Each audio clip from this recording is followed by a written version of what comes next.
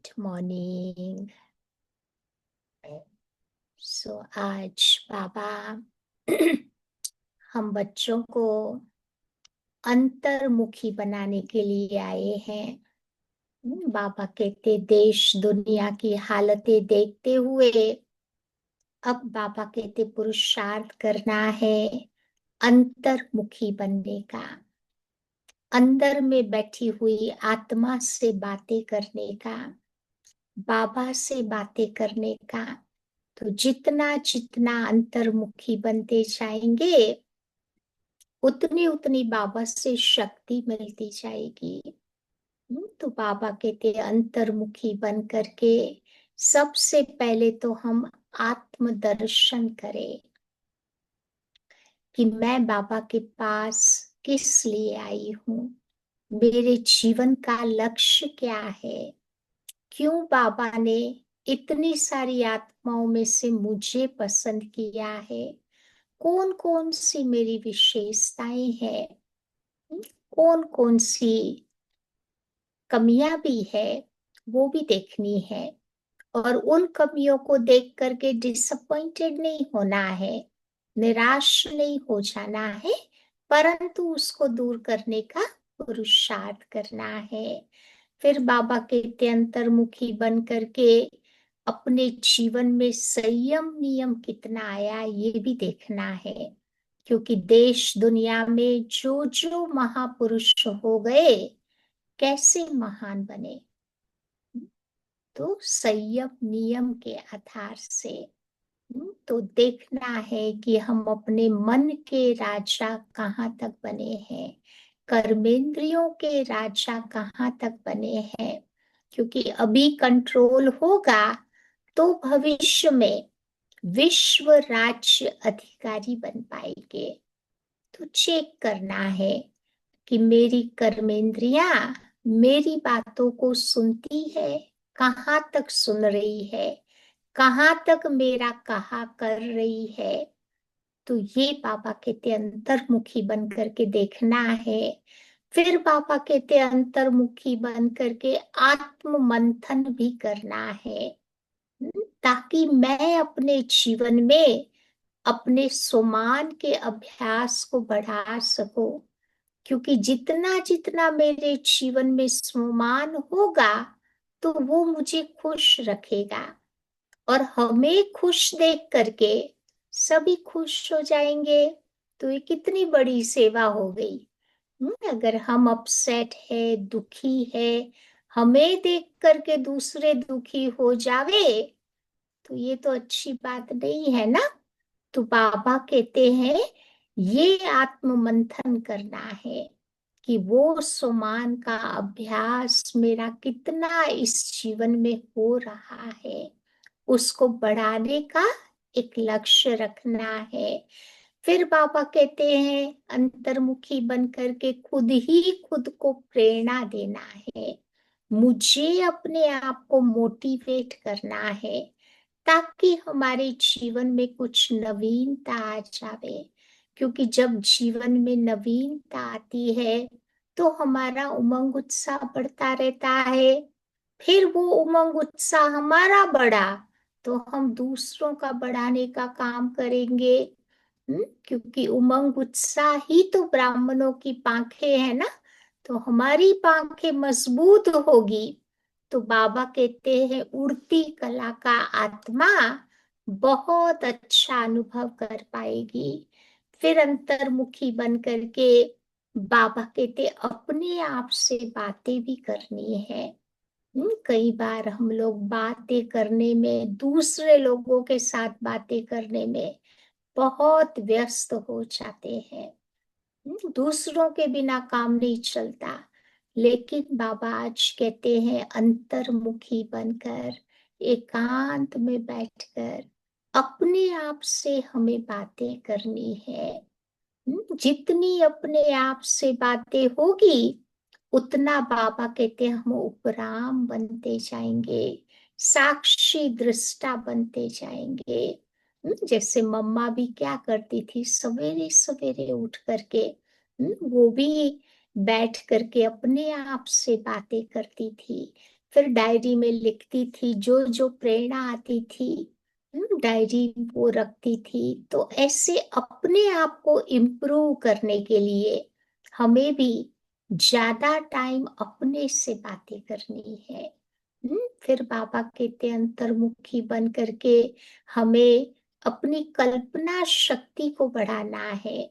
जितना जितना मेरी कल्पना शक्ति बढ़ेगी, विजुअलाइजेशन पावर बढ़ेगी, उतना उतना हम सूक्ष्म वतन का, 3 लोगों का, चाहे स्वर्ग का, चाहे 5 ड्रिल जो बाबा हम बच्चों को सिखाते हैं ना, एक्सरसाइज, तो इन सब अलग अलग प्रकार की योग के एक्सपेरिमेंट को हम अपने जीवन में कर पाएंगे। इससे क्या होगा कि हमारा योग बहुत इंटरेस्टिंग बन जाएगा, फिर कभी बोरिंग नहीं लगेगा। और जहाँ इंटरेस्ट होता है वहां फिर वो सब चीजें याद रहती है, भूलती नहीं है।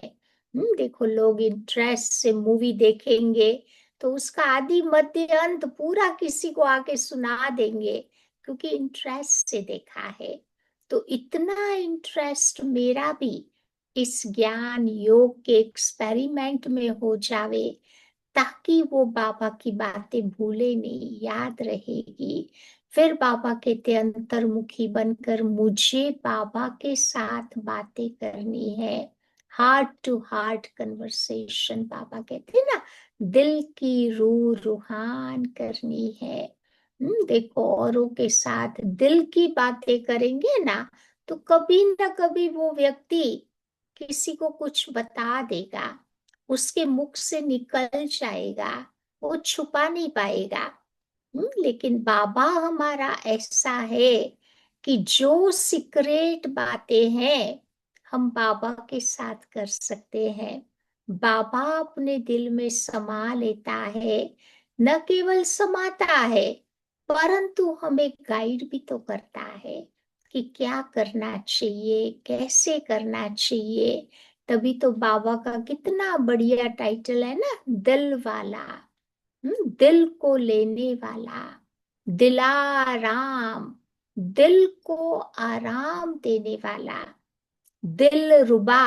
वो एक म्यूजिकल इंस्ट्रूमेंट का नाम है। तो बाबा भी कहते तुम मेरे बच्चे दिल रुबा हो, जिसके दिल से एक ही संगीत निकलता है, वो है बाबा बाबा बाबा। तो ऐसे अंतर्मुखी बन करके बाबा से बातें करनी है। और एक लास्ट बात बाबा बताते हैं, अंतर्मुखी बन करके हमें ज्ञान का विचार सागर मंथन करना है। क्योंकि विचार सागर मंथन करने के लिए डेफिनेटली अंतर्मुखता चाहिए। सो जितनी जितनी अंतर्मुखता होगी उतना उतना हमारा विचार सागर मंथन अच्छा होगा, नई नई पॉइंट्स इमर्ज होगी, और ये नई नई पॉइंट्स हमारी आत्मा के लिए मक्खन का काम करेगी, जो आत्मा को हेल्थी बना देगी। तो ये सारी बातें अंतर्मुखी बन करके हमें अपने आप को आज याद दिलाने के लिए बाबा कहते हैं। तो आइए सुनते हैं आज की बाबा की 4 अगस्त की मुरली।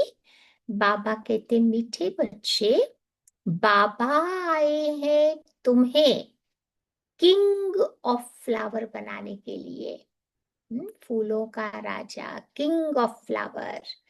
इसीलिए विकारों की कोई भी बदबू तुम्हारे में नहीं होनी चाहिए। आज का प्रश्न है, विकारों का अंश समाप्त करने के लिए कौन सा पुरुषार्थ करना है? छोटे छोटे विकारों के अंश वही फिर वंश पैदा कर देते हैं। तो बाबा कहते क्या पुरुषार्थ करेंगे? तो आप सबको जवाब पता है ना, निरंतर अंतर्मुखी रहने का पुरुषार्थ करो। हम्म? अंतर्मुखी अर्थात सेकंड में शरीर से डिटैच हो जाओ। शरीर भान से डिटैच हो जाना, इस दुनिया की सूद बूद बिल्कुल भूल जाए, 1 सेकंड में ऊपर जाना फिर आना।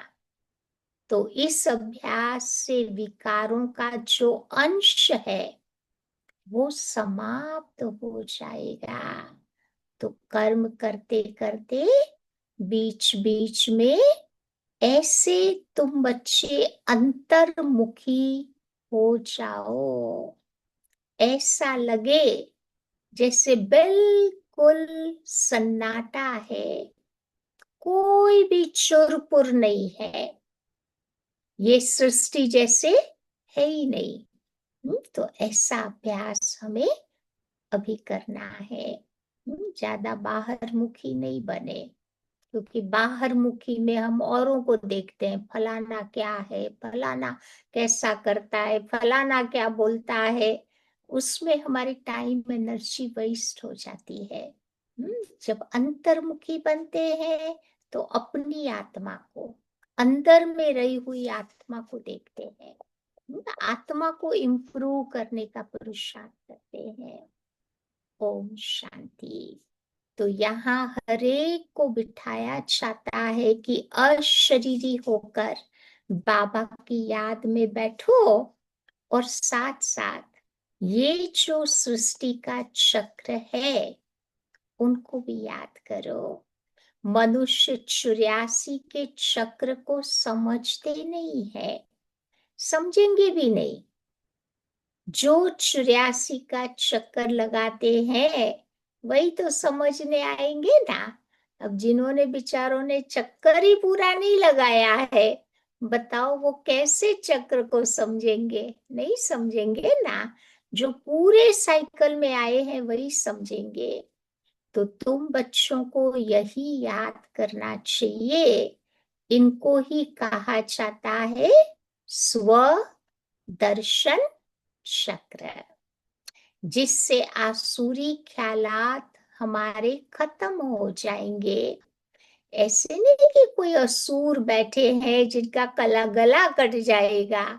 वो बताते ना राहु और चंद्र का वो है ना इनका आपस में, तो बाबा कहते ऐसे किसी ने किसी का गला नहीं काटा था। ये बाबा कहते कहानी बताई है। अब मनुष्य स्वदर्शन चक्र का अर्थ भी नहीं समझते। ये ज्ञान तुम बच्चों को यहाँ मिलता। कमल फूल समान गृहस्थ व्यवहार में रहकर पवित्र बनो। भगवान वाच्य है, ये एक जन्म पावन बनने से भविष्य 21 जन्म पावन दुनिया के मालिक बनेंगे। सतयुग को कहा ही जाता है शिवालय, क्योंकि शिव बाबा का स्थापन किया हुआ वो है, तो वो शिवालय है। कलयुग को कहेंगे वैश्यालय। तो ये दुनिया बदलती है, ये भारत की तो बात है, औरों की बात में जाना ही नहीं है।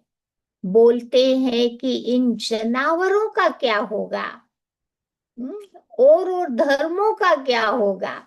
लोग बहुत सारे प्रश्न पूछते हैं ना। हमारी आत्मा तो परम धाम जाती है, जानवरों की आत्मा कहाँ जाएगी? लेकिन बाबा कहते पहले तुम अपना तो सोचो, अपना तो भला करो, फिर बाद में उनके बारे में पूछो।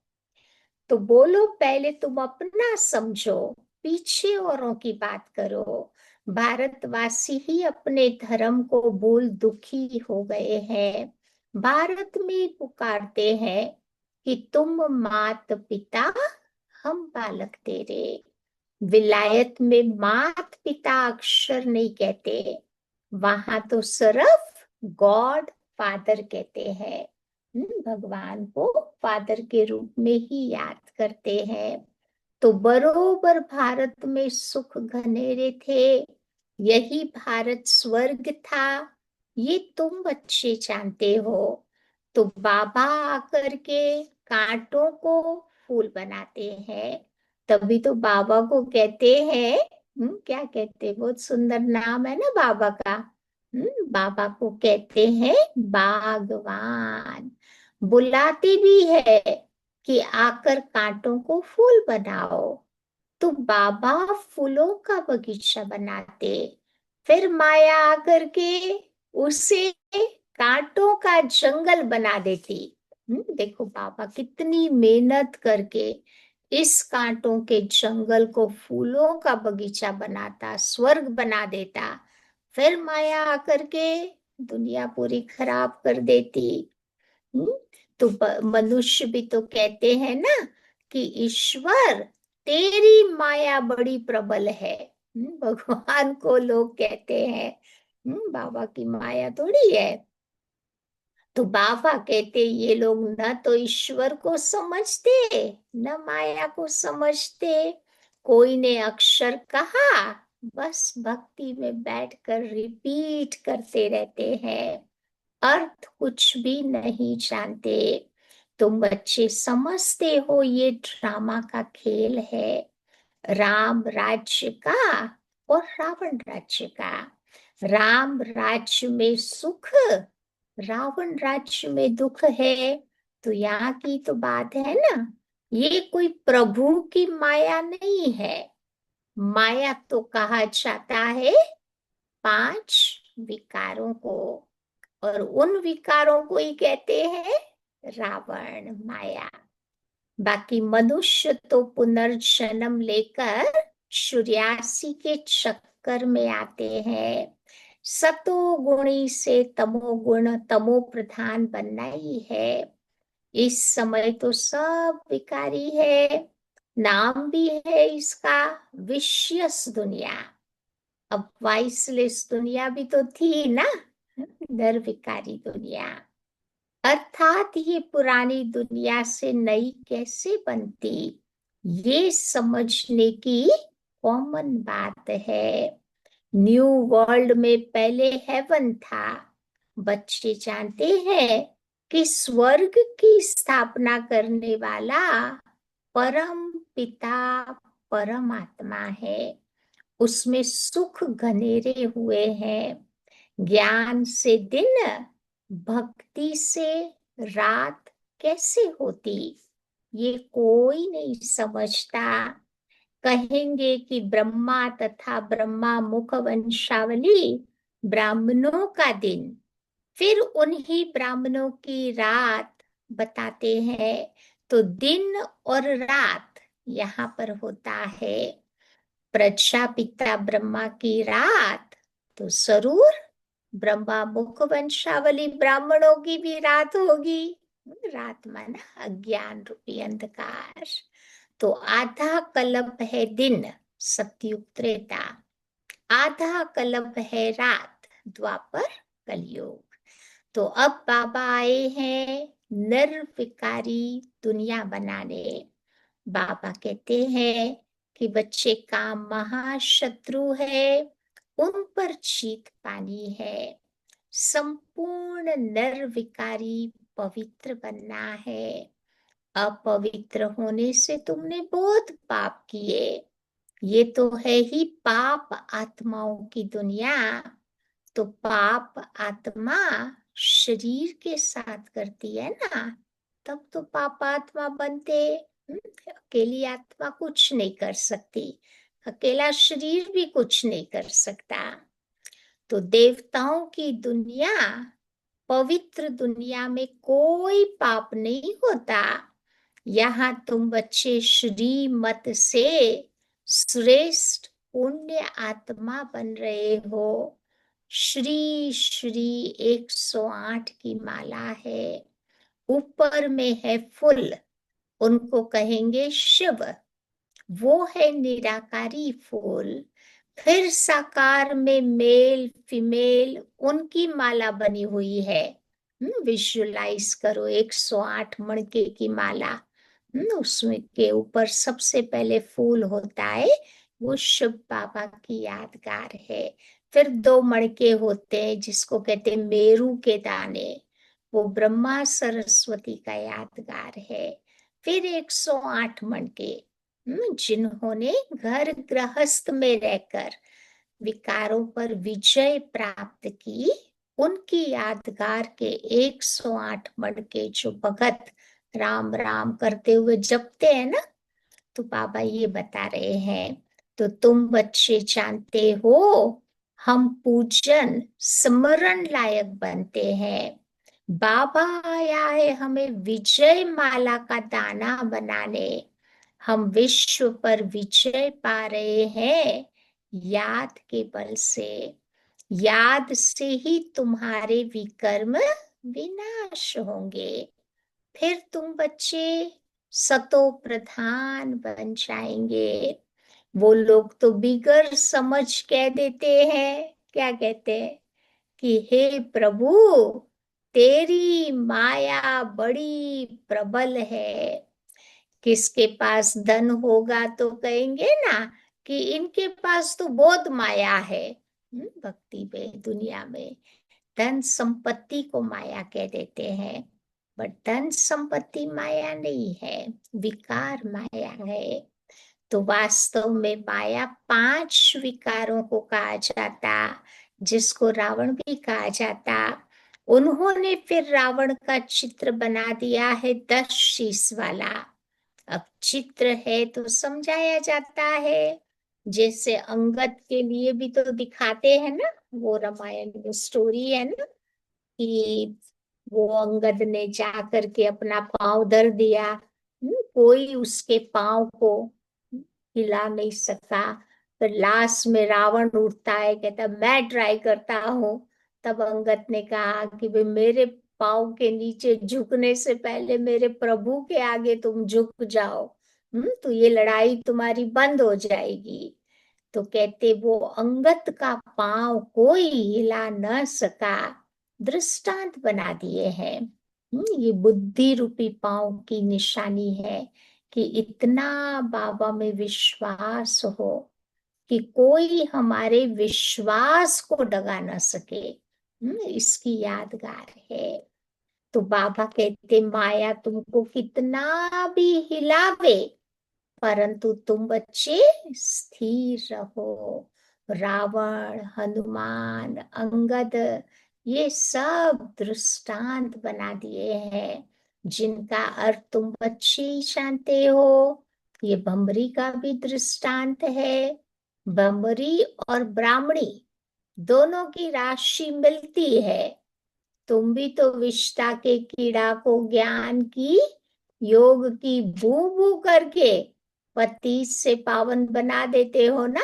ज्ञान सुना सुना कर आत्माओं को पावन बना देते हैं।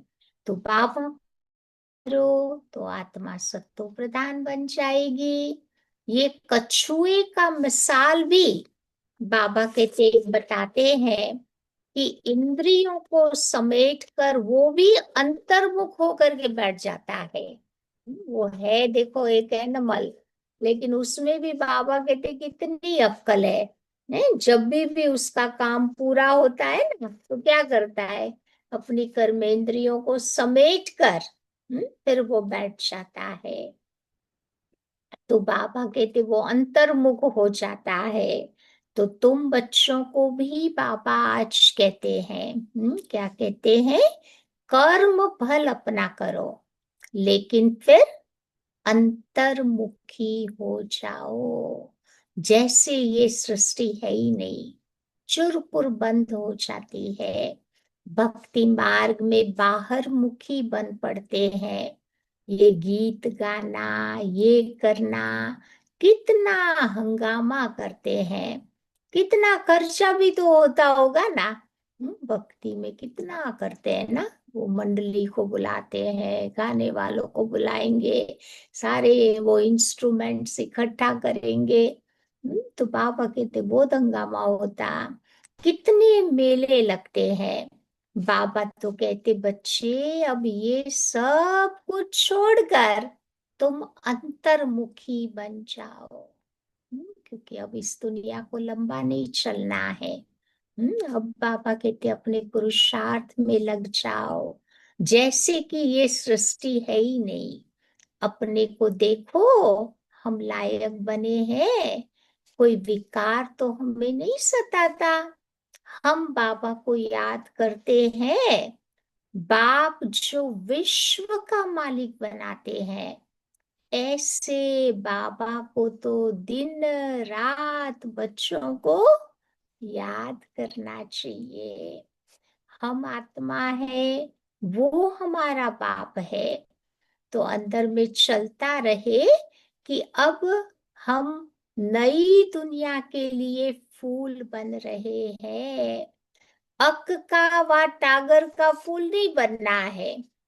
अक का फ्लावर पॉइजनस फ्लावर होता है, और वो टागर का फूल होती है ना, सफेद सफेद, उसमें कोई सुगंधी नहीं होती है। हमको तो एकदम क्या बनना है, किंग फ्लावर बनना है, बिल्कुल खुशबूदार बनना है। बाबा कभी मोगरे को किंग फ्लावर कहता, कभी रोज को भी कहता। कोई तुम्हारे में बदबू न रहे, बुरे बुरे ख्यालात निकल जाने चाहिए। माया के तूफान तुम्हें गिराने के लिए बहुत आएंगे, लेकिन कर्मेंद्रियों से कोई भी विकर्म नहीं करना है। ऐसे ऐसे अपने को पक्का करना है, अपने आप को सुधारना है। अंतर्मुखी बन करके बाबा कहते ये बातें अपने आप से करनी है कि हम अपने को कैसे सुधारे।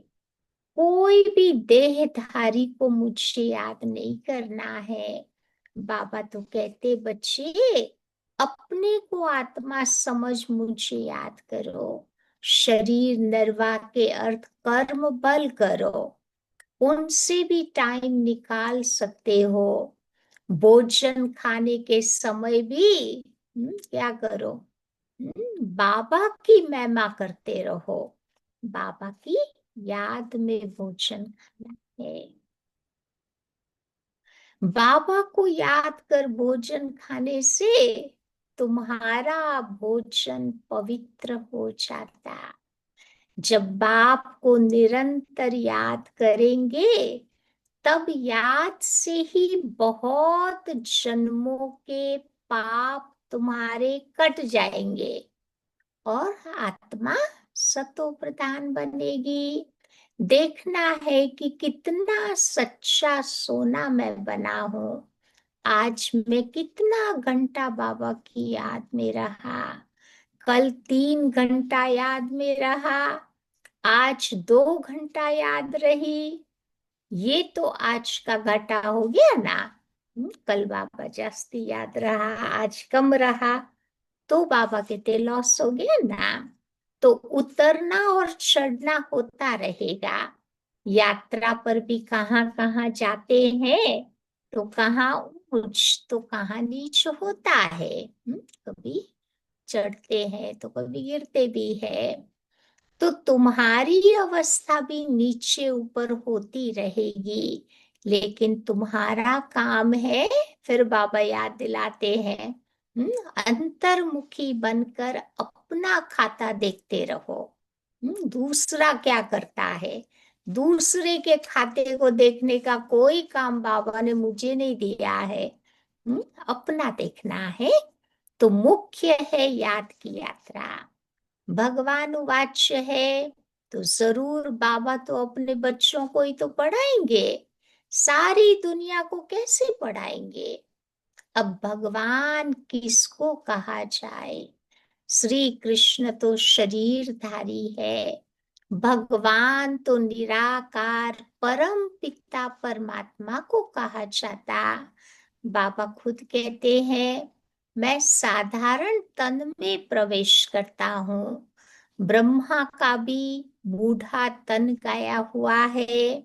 सफेद दाढ़ी मूछ तो बूढ़े की तो होती है। बाबा अनुभवी तन में आते हैं ना। बच्चे के तन में आएंगे तो बच्चे की बात कौन मानेगा। तो बाबा अनुभवी रथ लेता है। तो बाबा को चाहिए ही अनुभवी रथ। छोटे रथ में बाबा थोड़े ही प्रवेश करेंगे। बाबा खुद ही कहते हैं कि मुझे तो कोई नहीं जानता, वो है सुप्रीम गॉड फादर अथवा सुप्रीम सोल। तुम भी देखो 100% पवित्र थे, अभी 100% अपवित्र बने हो। सतयुग में 100% प्यूरिटी थी, तो पीस और प्रॉस्पेरिटी भी थी। तो मुख्य बात है प्यूरिटी की। देखते भी हो कि प्यूरिटी वालों को इम्प्योर सदा माथा टेकते हैं, उनकी महिमा गाते हैं। सन्यासियों के आगे ऐसा कभी नहीं कहेंगे। क्या नहीं कहेंगे सन्यासियों को कि आप सर्वगुण संपन्न, सोले कला संपूर्ण, संपूर्ण निर्विकारी, हम पापी नीच है। ये बात खाली देवताओं के आगे बोलते हैं, किसी मनुष्यों के आगे नहीं। तो ये देवताओं के आगे ही ऐसे कहते हैं। बाबा ने समझाया है कि कुमारियों को सब माथा टेकते हैं, फिर जब वो शादी करती है तो उसको सबके आगे माथा टेकना पड़ता है। शादी करके ही नहीं, सबको वो नमन करते हैं ना, आशीर्वाद लेते हैं। पहले उनके आगे लोग झुकते थे, फिर बाद में उसको झुकना पड़ता। तो अभी बाबा कहते हैं कि तुम निर्विकारी बनेंगे तो आधा कल्प निर्विकारी होकर के रहेंगे। अभी 5 विकारों का राज्य ही खत्म होता। ये है मृत्यु लोक, वो है अमर लोक। अभी तुम आत्माओं को ज्ञान का तीसरा नेत्र मिलता है, तो बाबा ही तो देते हैं। तिलक भी देखो हमेशा मस्तक पर देते हैं। तो अभी आत्मा को ज्ञान मिल रहा है, किसके लिए? ताकि तुम अपने को आपे ही राज तिलक दो। जैसे बैरिस्ट्री पढ़ते हैं तो पढ़कर अपने को आपे ही बैरिस्ट्री का तिलक लगा देते। पढ़ेंगे तो तिलक मिलेगा, आशीर्वाद से थोड़ी कुछ होता है। स्कूल कॉलेज यूनिवर्सिटी में टीचर कोई कृपा थोड़ी करता है, आशीर्वाद नहीं देता। मेहनत करनी पड़ती है, पढ़ना पड़ता है। तो अगर टीचर सबके ऊपर कृपा करे तो सारे सारे पास हो जावे। तो बच्चों को अपने को आपे ही राज तिलक देना है। बाबा को याद करेंगे तो तुम्हारे विकर्म विनाश हो जाएंगे, और चक्र को याद करेंगे तो चक्रवर्ती महाराजा बन जाएंगे। तो बाबा कहते हैं तुमको मैं आया हूं राजाओं का भी राजा बनाने। देवी देवताएं डबल सिरताज बनते हैं, पतित राजाएं भी उन्हों की पूजा करते हैं। तुमको पुजारी राजाओं से भी बाबा तो आकर के ऊंचा बनाते हैं। जो बहुत दान पुण्य करते हैं तो राजाओं के पास जाकर जन्म लेते हैं, क्योंकि इन्होंने अच्छे कर्म किए हैं। अभी यहाँ पर भी तुम बच्चों को अविनाशी ज्ञान धन मिलता है, वो धारण करके फिर दान भी करना है, क्योंकि यही नॉलेज है सोर्स ऑफ इनकम, कमाई का साधन है। टीचर भी पढ़ाई का दान करते हैं ना, लेकिन वो पढ़ाई है अल्पकाल की। शरीर छूट गया तो फिर दूसरे जन्म में नए सिरे से फिर वो स्टडी करना पड़े। हम्म तो वो अल्पकाल की। विलायत से पढ़ करके भी आते हैं, और कईयों का आने से ही हार्ट फेल हो जाता, तो पढ़ाई तो खत्म हो गई ना, विनाशी हो गई। मेहनत सारी मुफ्त में चली गई। तुम्हारी मेहनत ऐसे नहीं जा सकती। तुम बच्चे जितना अच्छा पढ़ेंगे उतना 21 जन्म तुम्हारी ये पढ़ाई कायम रहेगी, क्योंकि वहां अकाले मृत्यु तो होती ही नहीं है। और ये पढ़ाई भी तुम बच्चे साथ ले जाएंगे। जैसे बाबा कल्याणकारी है, तो तुम बच्चों को भी कल्याणकारी बनना है, सबको रास्ता बताना है। तो बाबा राय तो बहुत अच्छी देते हैं। बस एक ही बात समझाओ कि सर्वश्रेष्ठ शिरोमणि श्रीमद् भगवत गीता की इतनी महिमा क्यों है? भगवान की ही तो श्रेष्ठ मत है ना। अब भगवान किसको कहा जाए? तो भगवान तो एक ही होता, वही तो निराकार सब आत्माओं का बाप है। इसलिए आपस में भाई भाई कहते हैं। जब ब्रह्मा द्वारा नई सृष्टि रचते हैं तो फिर भाई बहन हो जाते। इस समय तुम भाई बहन हो। तो बाबा कहते हैं कि देखो हमारी आंखें चेक करना है, कहीं मत वाली तो नहीं बन जाती। बाजार में चने देख दिल तो नहीं होती खाने की। ऐसे भी दिल बहुतों की होती है, फिर खा लेते हैं। हम्म, चलो ब्राह्मणी भी किसी के साथ जाती है, वो कहते चना खाएगी, तो एक बार खाने से पाप थोड़े ही लग जाएगा। अब जो कच्चे होंगे वो तो झट खा लेंगे। तो इस पर शास्त्रों में भी दृष्टांत है, बहुत सारी कहानियां बैठ के बना दी है। बाकी ये सब है इस समय की बातें, संगम युग की ये सारी बातें हैं। बाबा कहते तुम सब सीताएं हो। तुमको बाप कहते हैं कि एक बाबा को याद करो तो तुम्हारे पाप कट जाएंगे। बाकी और कोई बातें तो है नहीं। अभी तुम समझते हो कि रावण कोई ऐसा मनुष्य तो है नहीं। ये तो 5 विकारों की प्रवेशता हो जाती, इसीलिए उसको कहते हैं रावण संप्रदाय।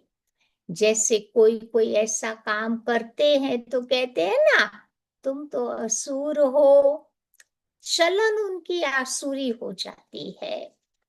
अब विकारी बच्चे को कहेंगे कि तुम कुल को कलंकित मत करो। ये फिर बेहद का बाप भी कहता है कि बच्चे हम आए हैं तुम्हें काले से गोरा बनाने, आत्मा को गोरा बनाने। प्रतिज्ञा कर फिर भी विकारी बन पड़ते हैं, काले से भी काला बन जाता। इसीलिए बाबा कहते उनको पत्थर बुद्धि कहा जाता। नहीं, पत्थर पर कितना भी वो डालो पानी नहीं असर नहीं करता है ना। तो कई ऐसे होते कितने भी ज्ञान का पानी बाबा डाले कोई असर नहीं करता, वैसे की वैसे ही रहते। तो अब बाबा आया है तुम्हें पारस बुद्धि बनाने के लिए। अभी तुम्हारी चढ़ती कला होती है बाबा को पहचाना और विश्व का मालिक बने। संशय की कोई बात नहीं हो सकती। बाबा है हेवनली गॉड फादर, तो जरूर हेवन सौगात में लाएगा ना अपने बच्चों के लिए। अब शिव जयंती भी मनाते हैं, क्या करते हैं? व्रत आदि रखते होंगे। वास्तव में व्रत रखना चाहिए किसका? इन विकारों का। विकार में नहीं जाना, इनसे ही तुमने आदि मध्य अंत दुख पाया है। तो बाबा कहते अब तो ये पुरानी दुनिया का विनाश भी सामने खड़ा है। तुम देखना भारत में 9 लाख चाकर के ही रहेंगे। सारी दुनिया खत्म हो जाएगी। फिर तुम देखना शांति हो जाएगी और धर्म ही नहीं रहेंगे जो ताली बजे। एक धर्म की स्थापना बाकी अनेक धर्मों का विनाश हो जाएगा। समझा? अच्छा, मीठे मीठे सिकिलदे बच्चों प्रति मात पिता बाप दादा का याद प्यार और गुड मॉर्निंग। रूहानी बाप की रूहानी बच्चों को नमस्ते और रूहानी बच्चों की रूहानी बाप को याद प्यार और नमस्ते। आज की धारणा की पॉइंट है, पहली बात बाबा बताते हैं, अविनाशी ज्ञान धन स्वयं में धारण कर फिर दान करना है। पहले खुद में धारण करो, फिर ज्ञान का दान करो। पढ़ाई से अपने आप को स्वयं ही राज तिलक देना है। जैसे बाप कल्याणकारी है, वैसे कल्याणकारी भी बनना है। दूसरी बात बाबा बताते हैं, खाने पीने की पूरी पूरी परहेज रखनी है। बाहर का कोई गंदा खाना नहीं खाना है। कभी भी आंखें धोखा न दे, ये संभाल करनी है।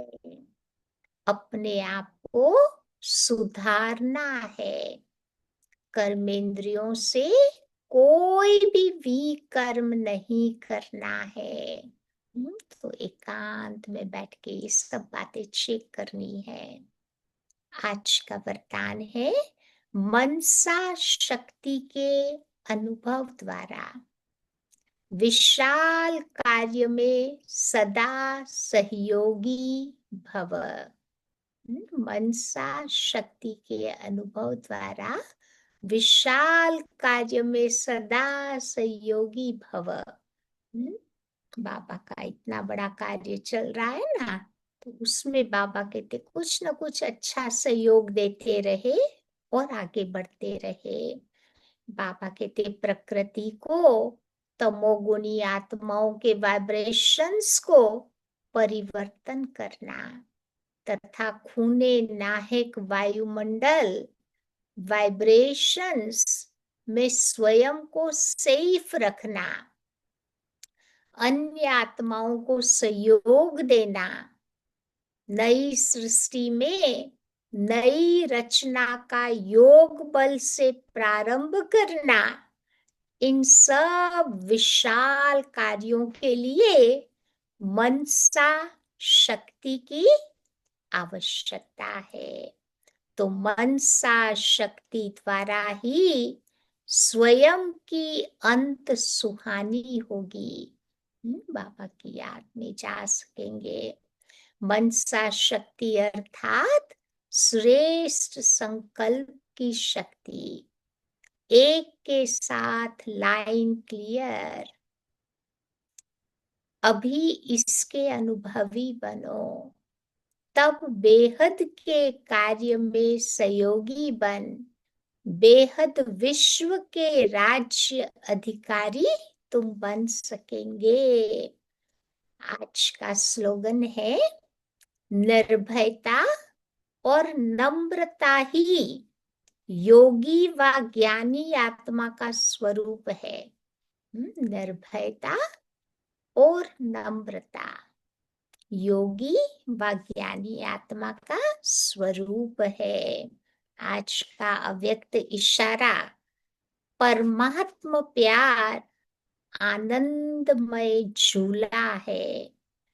इस सुखदाई झूले में झूलते सदा परमात्मा प्यार में लवलीन रहो, तो कभी कोई परिस्थिति व माया की हलचल आ नहीं सकती। परमात्मा प्यार अखूट है, अटल है, इतना है जो सर्व को प्राप्त हो सकता है। लेकिन परमात्म प्यार प्राप्त करने की विधि है। कैसे बाबा के प्यार का अनुभव होगा? न्यारा बनना। जितना न्यारा बनेंगे उतना परमात्म प्यार का अधिकार प्राप्त होगा। दुनिया से न्यारा, शरीर से न्यारा, अपनी नेगेटिविटी से न्यारा, विकारों से न्यारा। तो जितना न्यारा बनेंगे उतना बाबा के प्यार का आत्मा अनुभव करेगी। तो आज सारा दिन क्या करेंगे? बाबा कहते अंतर्मुखता, अंतर्मुखी बन करके रहेंगे और अंदर में बैठी हुई आत्मा से बातें करेंगे, बाबा से बातें करेंगे। और अपने आप को इम्प्रूव करने की, सुधारने की आज एक विशेष बात अपने आप को याद दिलाएंगे। क्योंकि बाबा जिस दिन कहता है उस दिन हम वो बात अपने जीवन में धारण कर लेते हैं, तो बाबा एक्स्ट्रा पावर भी देता है, शक्ति भी देता है। तो आज औरों से कम बातें करेंगे, अपने आप से, बाबा से ज्यादा बातें करते रहेंगे। ठीक है, तो आज अंतर्मुखी बनने का अभ्यास करेंगे। चलो 2 मिनट